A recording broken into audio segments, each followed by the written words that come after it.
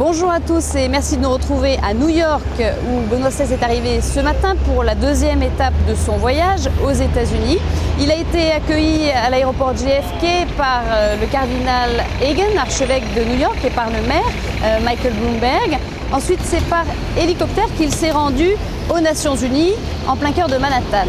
Le Saint-Père a été accueilli là-bas par le secrétaire général des Nations Unies et puis ensuite il s'est adressé aux 192 États membres de l'Assemblée au cours d'un discours qui était évidemment très attendu.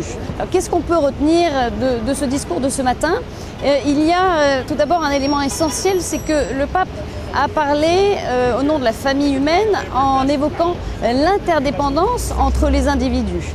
Il faut aider autrui de manière à ce que chacun ait ses droits qui soient respectés. Ainsi, en cas de conflit, par exemple, si un État ne respecte pas les droits, eh bien oui, la communauté internationale doit intervenir, mais ce, dans le respect des règles internationales.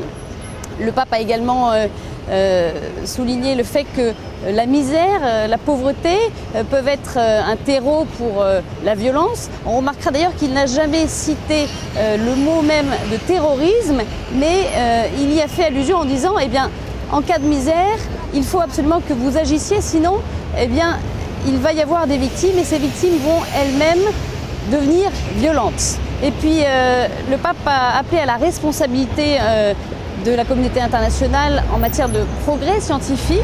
Le pape dit oui au progrès, mais simplement il faut que ces recherches, ces progrès soient encadrés et respectent profondément la nature humaine, la dignité humaine.